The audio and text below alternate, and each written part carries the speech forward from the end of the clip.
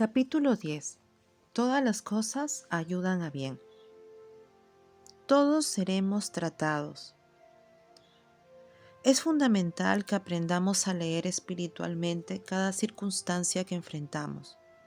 Necesitamos entender que el Señor está obrando detrás de cada situación a fin de que Cristo aumente en nosotros. Un autor afirma que cuanto más vivimos en nuestro viejo hombre, más sufrimiento experimentaremos. ¿Por qué los cristianos pasan por tanto dolor? Porque hay mucha vida en el viejo hombre. El viejo hombre es corrupto. Nuestra vieja naturaleza está vencida, contaminada, y es un pésimo amo. Cuanto más viva el yo, más dolor y sufrimiento tendremos en todas las áreas de nuestra vida. Sin embargo, si nos salimos del viejo hombre y buscamos que Cristo crezca en nosotros, el sufrimiento disminuirá. La gloria aumentará y entonces diremos, como Pablo, esta leve y momentánea tribulación me trajo un peso glorioso de Cristo. ¿Cuál es el secreto? El altar. Todos estamos siendo tratados. Él tiene un solo objetivo, derrumbarte para que Cristo crezca y el carácter de Él, la vida de Él, las emociones de Él sean tu carácter, tus emociones y tu victoria. De nuestra parte necesitamos rendirnos y decirle, Señor, sé que me estás tratando, me rindo, muéstrame, enséñame, quiero salir de esta situación con un aumento de Cristo. Todas las cosas nos ayudan a bien cuando nos rendimos. ¿Todas las cosas? Sí, las buenas, las malas, las justas, las injustas, las lindas, las feas, la vida e incluso la muerte. Absolutamente todas las cosas ayudan a bien a los que amamos a Dios. Eso es una promesa para nosotros. Observemos cómo la expresa la Escritura. Romanos 8:28. Y sabemos que a los que aman a Dios, todas las cosas les ayudan a bien. Esto es, a los que conforme a su propósito son llamados. Desde la experiencia, no desde la teoría, Pablo afirma, sabemos que a los que amamos a Dios todas las cosas nos ayudan a bien. Ese bien que menciona es Cristo. Y continúa, a los que conforme a su propósito son llamados. ¿Cuál es el propósito de Dios? Forjar a Cristo. Todo el Evangelio se trata de que Cristo crezca en cada uno de nosotros. Ese es el trato de Dios. Ahora bien, veamos al contexto que precede a este versículo. Y de igual manera el Espíritu nos ayuda en nuestra debilidad, pues ¿qué hemos de pedir como conviene? No lo sabemos, pero el Espíritu mismo intercede por nosotros con gemidos indecibles. Romanos 8:26. Aquí la palabra debilidad significa enfermedad y hace referencia a cuando estamos tristes, mal, vencidos, desanimados, doloridos. Cuando estamos en ese estado, no sabemos qué pedir, no sabemos cómo orar. Es más, si oramos, lo hacemos como no conviene. Pero el Espíritu Santo intercede por nosotros con gemidos indecibles. Aleluya. Ya sabemos que todas las cosas ayudan a bien, porque amamos a Dios, pero cuando estamos con tristeza, cuando nos ocurre una desgracia, cuando tenemos que vivir una injusticia o enfrentar una situación grave, incluso cuando estamos débiles porque tenemos problemas con nuestros hijos o con nuestra pareja, no sabemos cómo orar, porque nuestra alma está activada. Pero para Pablo, la oración era algo serio. De ninguna manera era lanzar palabras. El apóstol afirma que en circunstancias muy dolorosas, él no supo cómo orar y necesitó ayuda. Otro ejemplo está en Filipenses. Me gustaría estar con ustedes, pero también me gustaría estar con Cristo. No sé qué elegir. Aquí desde la cárcel Pablo dice, no sé si orar para irme con el Señor o para quedarme acá. En cierta ocasión, Moisés tampoco supo qué orar. Deuteronomio relata que oró una oración bastante linda. Señor, permítenos entrar a la tierra. Pero Dios lo detuvo. Basta. ¿Alguna vez te frenó Dios una oración? ¿Por qué a veces Él detiene una oración? En el Salmo 77, por ejemplo, mientras el salmista estaba orando, declaró, enfermedad mía es esta. Dios lo detuvo porque estaba orando como un enfermo. Imagínate que estás orando y de pronto el Señor te dice, basta. El apóstol Pablo afirma que hay situaciones profundas de la vida en las que no sabemos cómo orar. Sin embargo, en esos casos, él aprendió que el Espíritu Santo viene en nuestra ayuda y nos enseña qué debemos orar.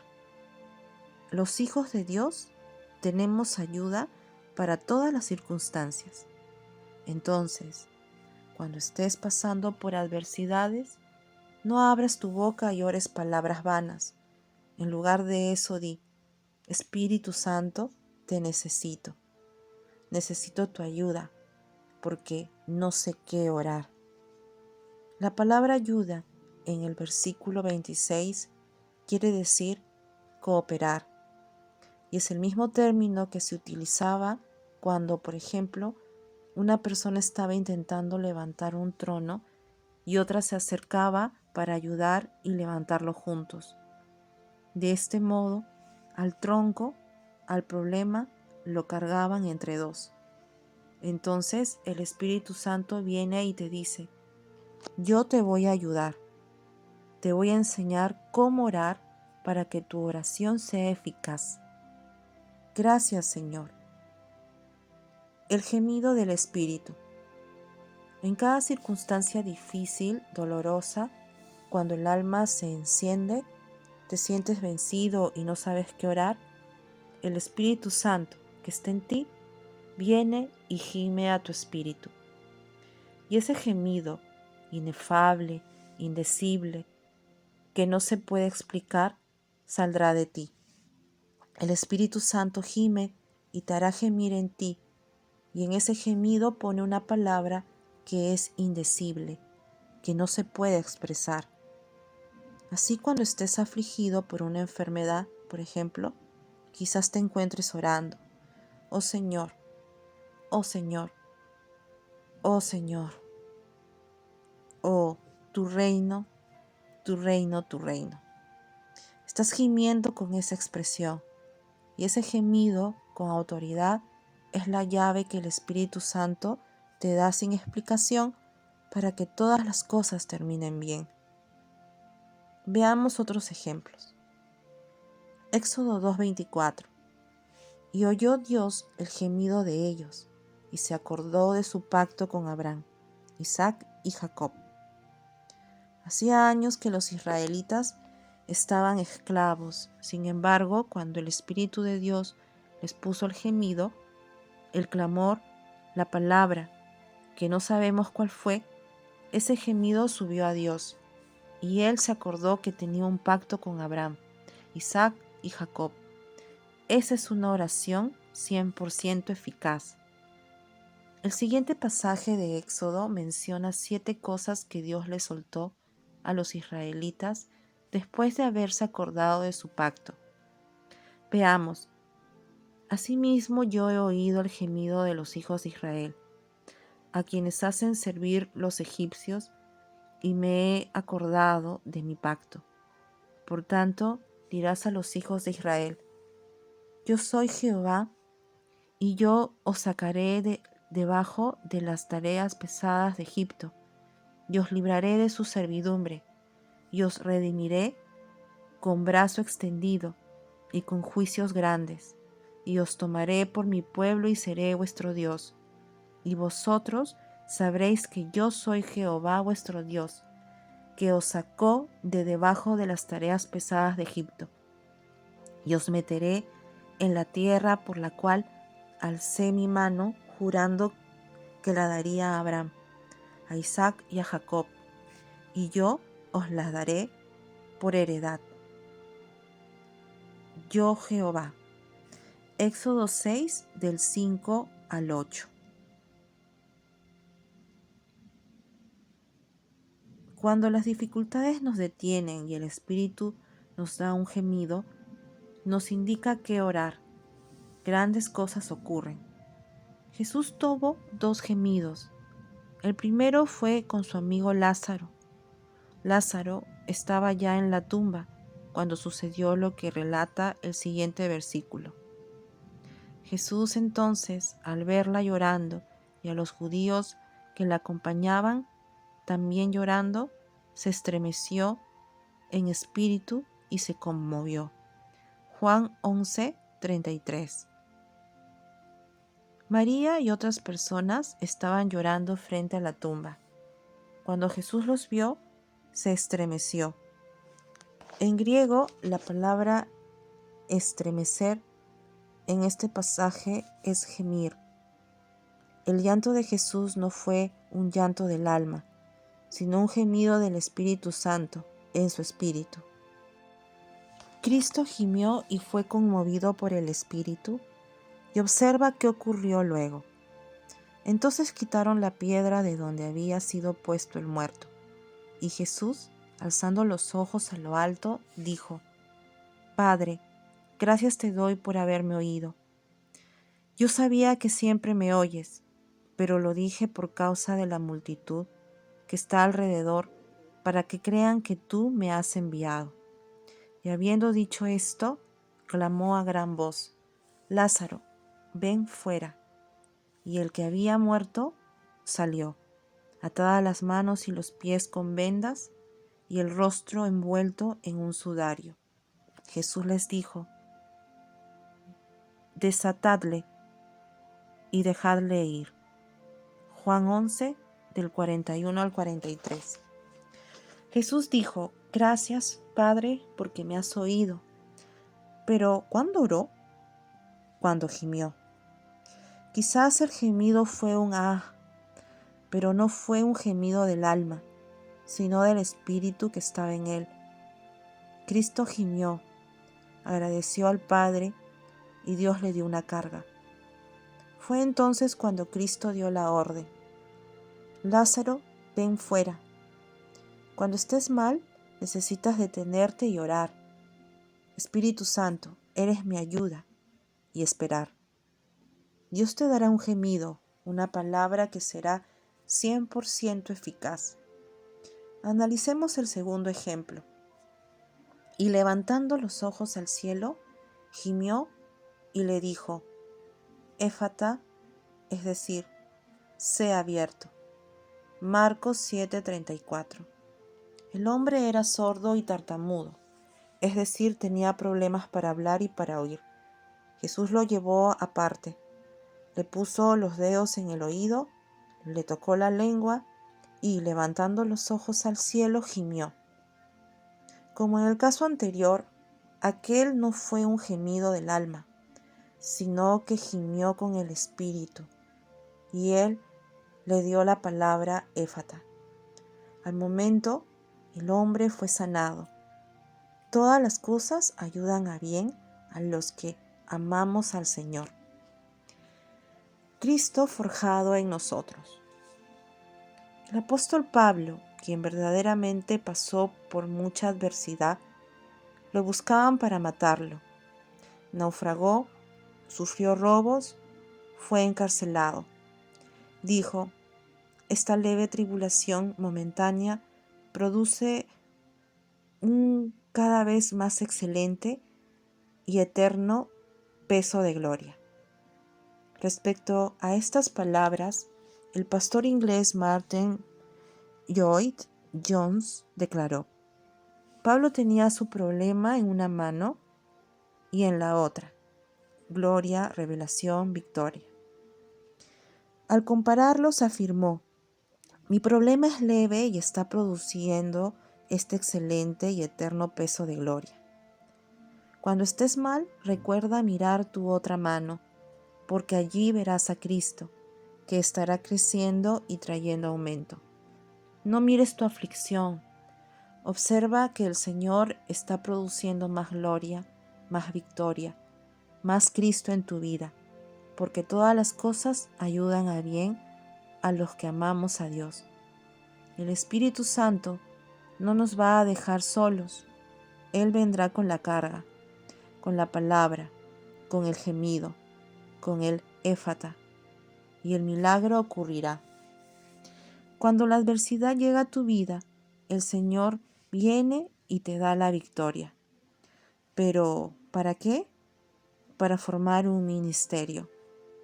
¿Qué es un ministerio? Una palabra que Dios te da más un quebrantamiento. Dios te enseña algo, te hace pasar por ciertas circunstancias y te lleva al quebrantamiento para que Cristo crezca en ti. Eso es un ministerio. La gente se muestra muy interesada en los dones espirituales, pero muchas veces olvida que Dios la está formando para un ministerio. El ministerio es el Cristo forjado en nuestro espíritu. Tener un ministerio lleva tiempo, lleva trato de Dios. A los dones, a las habilidades, Dios los da por gracia, y gloria al Señor por ellos.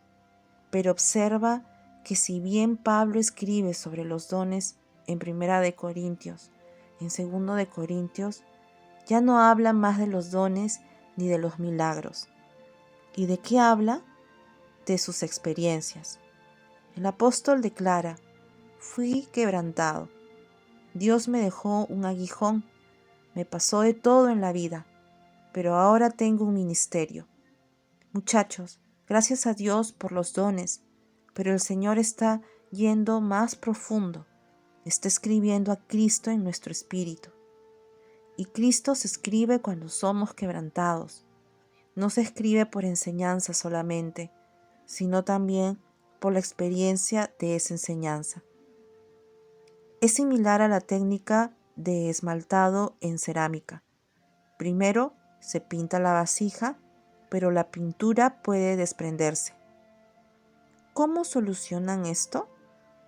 La introducen en un horno a altísima temperatura, donde la pintura se adhiere firmemente. Muchas veces lo que nosotros tenemos son enseñanzas. Decimos: sé acerca del altar, sé sobre dar la orden, sé de la oración. Pero Dios nos dice: realmente no sabes nada, porque con la primera dificultad todo se te olvidará. Te voy a meter en el horno. Cuando sentimos la intensidad de la prueba, el calor del horno, nos quejamos. Esto es injusto. Dios nos escucha y eleva aún más la dificultad, la temperatura. No merezco nada de lo que estoy experimentando. Voy a denunciar esto en las redes sociales. Al ver nuestra reacción, Dios eleva la temperatura aún más y nos deja en el horno durante varios días. El ministerio es cuando Dios te da una palabra y te quebranta para que esa palabra, que es Cristo, sea tu experiencia. Ahora, cuando hablas, salen palabras y tu experiencia. Como ves, el objetivo del Señor es muy profundo. Ministerio es Cristo forjado en ti. Hace unos años leí un libro extraordinario, El quebrantamiento del hombre exterior y la liberación del espíritu, escrito por Watchman Nee. La obra trata esencialmente del altar. Ahora, haciendo una pequeña investigación, descubrí que Nee vivió 6 años de persecución. Fue falsamente acusado y echado de la iglesia. Fueron años de dolor, pero también de muerte, de quebrantamiento. Nee se rindió, y Dios le dio la revelación que después compartió en su libro. Eso es un ministerio. El ministerio no es escuchar una prédica en YouTube y repetirla, hacer una oración de memoria o decir lo que nos enseñaron en la escuela dominical, sino cuando Dios nos da algo y eso se convierte en una experiencia. Segunda de Corintios es la biografía del ministerio de Pablo. A Pablo lo acusaban de no ser apóstol y frente a semejante imputación, uno se pregunta, ¿dónde estaba el Señor en ese momento? ¿Por qué no le dio la victoria? ¿Por qué sufrió tanto si verdaderamente era un tremendo hombre de Dios? El apóstol dijo, ustedes están viendo el sufrimiento y no entienden que Dios está forjando un ministerio en mí. Cada circunstancia, ya sea buena, mala, justa o injusta, está en la agenda de Dios. Dios nos está tratando y en vez de resistirnos, debemos rendirnos. Ríndete rápido, entra rápido en la experiencia, humíllate sin demora bajo la poderosa mano de Dios. Rendidos a Él.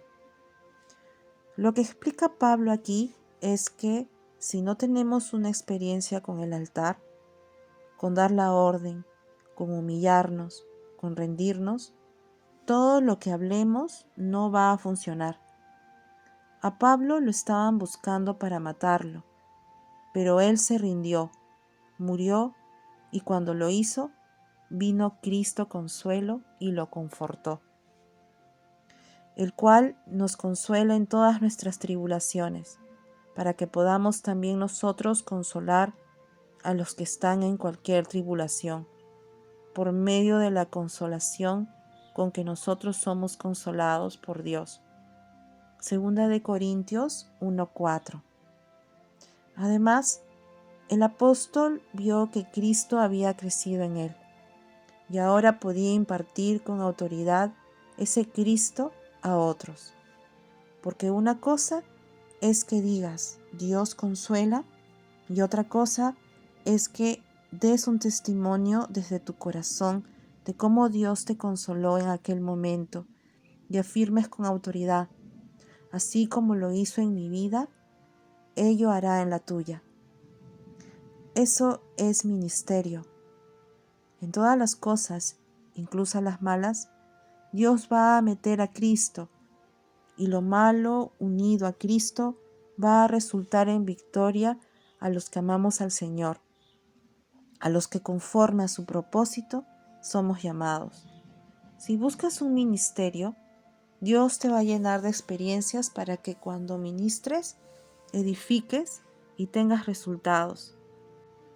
En uno de sus viajes misioneros mientras estaba en Galacia, Pablo tuvo una afección en los ojos, un problema en la vista.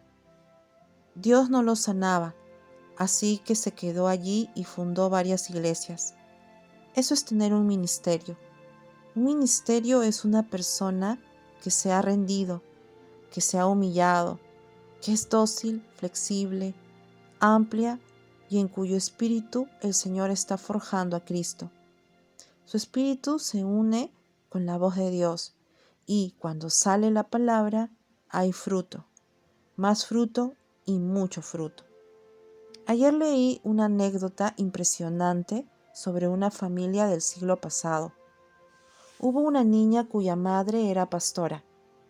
Cuando la pastora murió, su hija, que en ese momento tenía solamente 10 años, heredó su Biblia. Esa niña creció y al morir, su hijo heredó la Biblia que había pertenecido a su abuela. Cuando este joven abrió la Biblia, encontró una nota escrita por su mamá que decía: «Hoy mamá alcanzó la libertad gloriosa de los hijos de Dios». Estas palabras estaban basadas en un versículo de Romanos 8. Esto sorprendió a Martin Lloyd-Jones, quien reflexionó sobre la profunda comprensión espiritual de la niña, a pesar de su corta edad y de la pérdida de su madre. ¿Cómo se debió haber hablado en esa casa para que una niña que recién había perdido a su mamá haya escrito esas palabras? Dijo, ese es el Cristo que tenemos que escribir, pero para que Él se escriba en nuestra casa, primero se tiene que escribir en nosotros. ¿Y cómo se escribe? Para que Cristo se escriba en nuestro espíritu es necesario morir, rendirnos a Él, dejar de resistirnos a su trato. Pablo estaba preso, sin embargo, estaba gozoso. Él tenía un ministerio, tenía escrito a Cristo en su espíritu, y desde la cárcel escribió, todo lo que me ha pasado ha resultado para el progreso del Evangelio. La palabra progreso quiere decir avance y hace referencia a uno que con un machete abre camino. Lo que Pablo estaba diciendo era, con lo que a mí me está ocurriendo hoy, yo estoy abriendo camino, porque si Dios me trata a mí, los que vengan detrás de mí lo van a recibir en victoria, rápidamente y en crecimiento. Tú y yo estamos abriendo camino con cada experiencia en el nombre del Señor. Abraham fue grandemente bendecido. Tuvo bendiciones externas y bendiciones internas. ¿Qué son las bendiciones externas? Un auto, una casa, unas vacaciones pagas, un hijo muy buscado, un viaje soñado. Dios llamó a Abraham y durante los capítulos 12, 13 y 14 de Génesis le dio bendiciones externas. Le dio un hijo, le anunció que sería padre de multitudes, le permitió rescatar a Lot, lo defendió, lo protegió. Sin embargo, en el capítulo 15, Dios dijo, no quiero que Abraham se quede en la orilla pidiéndome cosas como si yo fuera Papá Noel. Tengo otro plan con Abraham. Quiero forjar a Cristo en él. ¿Y qué hizo el Señor? Veamos. Génesis 15, 5. Y lo llevó fuera y le dijo, mira ahora los cielos y cuenta las estrellas, si las puedes contar. Y le dijo, así será tu descendencia. La palabra descendencia en este contexto significa simiente. Observa que no habla en plural, sino que dice simiente en singular. El apóstol Pablo, que estaba con el cielo abierto para entender las Escrituras, explicó el versículo. Esa simiente es Cristo. Abraham le creyó al Señor y le fue contado por justicia. Abraham venía conociendo a Dios, pero tenía solo bendiciones externas. Sin embargo, ahora Dios decidió hacer que Cristo creciera en él, que fuera su semilla, porque de esa simiente bendeciría a todos los que creyeran en él. Abraham dijo, lo recibo, y, como resultado, pasó a las aguas profundas. Cada circunstancia buena o mala que llega a nuestra vida está en la agenda de Dios. Para los que amamos a Dios, no hay azar ni casualidad. Dios va a edificar su casa y para eso, primero va a tomar el barro que le queramos dar. Pero después tocará las áreas que nos resistimos a entregar, porque eso también está en su agenda. Cuanto más rápido nos rindamos, sinceramente, más rápido terminará la prueba. Más rápido Dios escribirá el ministerio y más rápido tendremos una vivencia, una experiencia que podremos impartir a otros y así edificar la casa del Señor. Como Abraham, quizás estuviste recibiendo bendiciones externas, pero hoy llegaste al capítulo 15. Dios quiere llevarte más profundo y darte una simiente que es Cristo, para que crezca en tu espíritu y seas a su imagen y semejanza. Hoy es el momento para rendirnos, para dejar de luchar y entender que detrás de toda prueba está la mano de Dios y que cuanto más rápido nos humillemos, más rápido Él nos dará la victoria. Con cada circunstancia, el Señor está formando un ministerio de poder, donde Cristo no es sabido, sino vivido con experiencias de intimidad con Él. En el nombre de Jesús, amén. A lo largo de esta serie he consultado a innumerables autores. Fundamentalmente, he tomado algunas de sus ideas. Ellos se merecen el reconocimiento y la honra por la luz que el Señor les dio para iluminarnos a todos nosotros. Todos ellos han bendecido mi vida y hoy quiero compartirlo con todos. Entre algunos de ellos menciono a Watchman Nee, J. P. Lewis, Campbell Morgan, Witness Lee, Madame Guyon, J. Phillips, A.B. Simpson, J. Piper, Tony Evans, Hudson Taylor, Andrew Murray y Charles Spurgeon.